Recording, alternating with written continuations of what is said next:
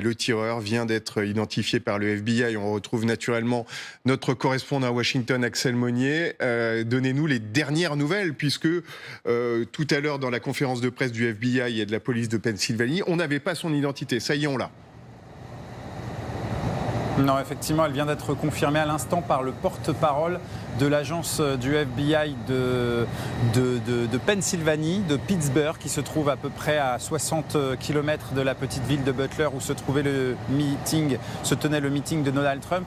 Le nom du tireur, donc c'est Thomas Matthew Crooks. C'est un jeune homme de 20 ans qui était originaire de Bethel Park en Pennsylvanie. C'est une ville qui se situe à une petite demi-heure, 1 heure à peu près du lieu du meeting. Donc c'est un homme qui était de la région. Il a été considéré maintenant de façon officielle comme celui qui a tenté d'assassiner l'ancien président Donald Trump. Alors, le FBI précise toutefois que l'enquête est toujours en cours, qu'il y a beaucoup d'informations qui restent à éclaircir, notamment les motifs et les mobiles de ce jeune homme. C'est aussi une information importante parce que sur les réseaux sociaux, on voit énormément de photos, d'informations autour de ce jeune homme. Beaucoup de ces informations sont fausses. Et pour le moment, donc, on y va petit à petit. Le FBI confirme que ce jeune homme âgé de 20 ans, qui vient de Pennsylvanie, qui s'appelle Matthew Thomas Crooks, est donc l'auteur des tirs lors de ce meeting en Pennsylvanie. Merci Axel, merci également à Mathieu Derrien qui est avec vous. On continue à vous retrouver notamment, et c'est intéressant Grégory Phillips, sur la question des motifs. Parce qu'on a vu dans la conférence de presse tout à l'heure avec le FBI et la police de Pennsylvanie qu'ils s'interrogeaient, enfin qu'ils restaient très prudents dans les deux cas. L'identité, vous aviez des informations disant qu'il s'agissait d'un homme jeune, en effet, il a 20 ans, et c'est bien confirmé, originaire de la région, 1 heure de route en l'occurrence.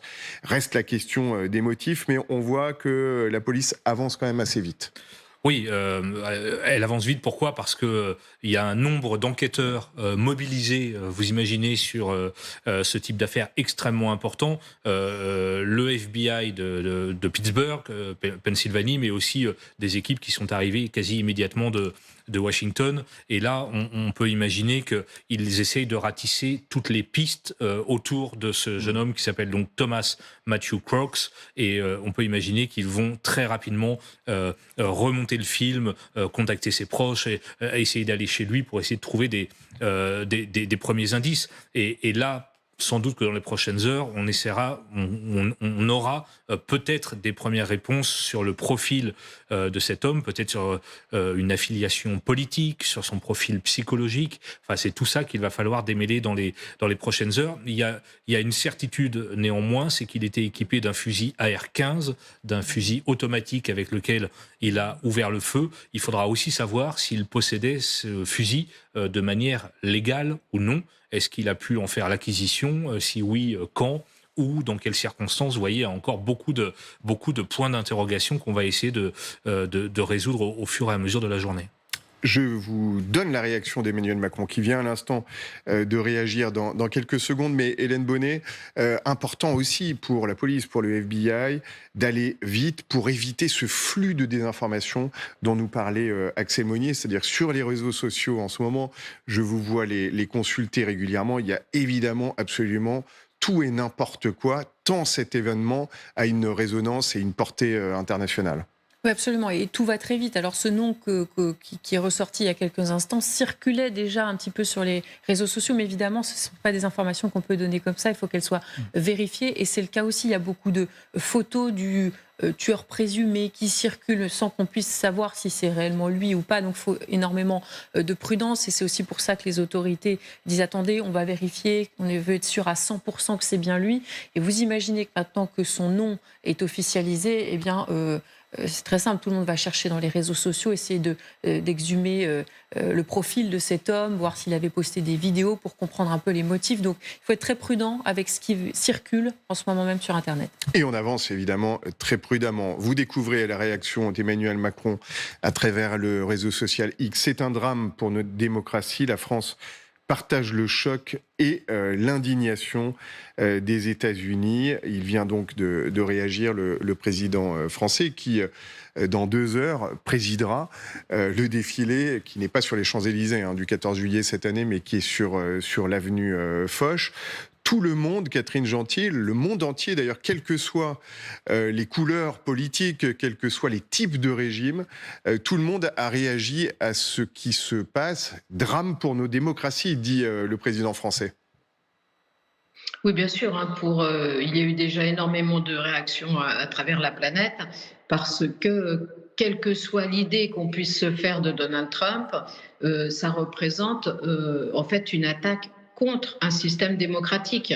C'est-à-dire, c'est un homme politique qui est en meeting pour présenter son programme. Encore une fois, quoi qu'on pense de Donald Trump, c'est quand même un des piliers de la démocratie, que les hommes politiques puissent s'exprimer en toute sécurité, qu'ils puissent aller au contact de leurs sympathisants ou même de certains contestataires pour que justement il y ait une dimension dialectique et que ce soit ainsi que la campagne puisse aller le plus loin possible. Et c'est un problème qui concerne effectivement tous les pays démocratiques ou tous ceux qui rêvent de devenir démocratie. C'est-à-dire que si on n'est plus capable d'assurer la sécurité des hommes politiques en campagne, effectivement, ça pose question sur la manière dont cette démocratie peut s'exercer. C'est pour ça qu'il y a des réactions à travers toute la planète, bien au-delà de la personne de Donald Trump. Mais d'un point de vue américain aussi, il est évident que ces images-là qu'on voit encore à l'antenne de Donald Trump qui vient de se faire tirer dessus et qui paraît tout de suite vouloir continuer le combat, c'est vraiment l'impression qu'il donne, par rapport à Joe Biden, qui a été tellement critiqué, y compris à l'intérieur de son propre camp, sur les questions de sa santé et de sa solidité physique. Et même parfois, on a l'impression qu'il est un peu perdu dans ses pensées, qu'il a du mal à garder le fil de son discours. Évidemment, on peut imaginer que dans les jours qui viennent avec la convention républicaine, Donald Trump va encore plus appuyer là où ça fait mal, en essayant de se montrer encore plus comme un héros totalement indestructible par rapport à Joe Biden, un vieux monsieur fragile, qui est même remis en question dans son propre camp. Donc cet attentat, cette tentative d'assassinat de Donald Trump sera sûrement aussi un marqueur fort dans cette campagne présidentielle américaine, parce qu'elle souligne la vitalité de Donald Trump par rapport à la faiblesse de Joe Biden. C'est vrai que pour Joe Biden, ça va être un élément doublement difficile parce qu'il y a ce contraste dans les images, mais il y aura aussi, on peut le croire sans mal, une polémique qui va s'ouvrir sur les services de sécurité et pourquoi celle de Donald Trump n'a pas été assurée hier soir lors de son meeting en Pennsylvanie. Un État absolument fondamental pour l'élection présidentielle parce que c'est l'un de ceux qui peut basculer soit du côté démocrate, soit du côté républicain. Et Joe Biden lui-même a beaucoup sillonné cet État pour essayer d'obtenir le plus de voix possible pour le mois de novembre. Donc ces images vont avoir un impact absolument crucial sur la suite de la campagne présidentielle.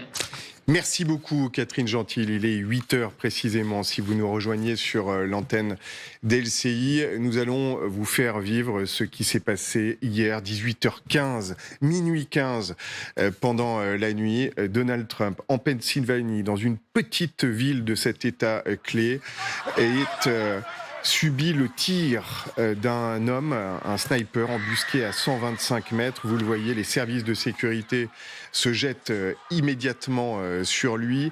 Il va rester au sol en état de sidération pendant quelques secondes. Le candidat américain, tout le monde est interdit, tout le monde est ébahi, notamment parmi ces fervents soutiens qui sont dans cette petite foule. Vous voyez les hommes en armes qui sécurisent les abords et au bout de quelques secondes, vous allez le voir immédiatement, Donald Trump se relève, il veut se relever d'ailleurs, il demande aux agents des services secrets de se relever.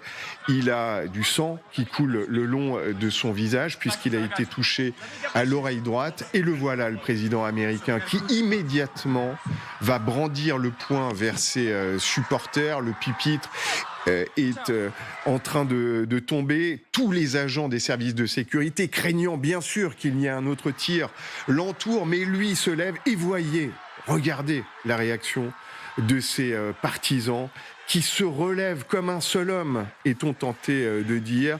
Ils viennent d'entendre les services de sécurité dire the shooter's down, donc le tireur a été abattu, ce qui rassure probablement la foule, qui retrouve donc une forme de combativité. Donald Trump est évacué, il va partir à l'hôpital dont il ressortira d'ailleurs assez rapidement. Il tient à faire savoir qu'il est en bonne santé et il est arrivé il y a quelques minutes dans le New Jersey. Voilà pour ce qui s'est passé, qui laisse bien sûr l'Amérique et le monde en état de sidération, même si chacun se réjouit que Donald Trump n'ait été que légèrement blessé. Il y a un de ses partisans qui a été tué, et 2 autres qui sont grièvement blessés.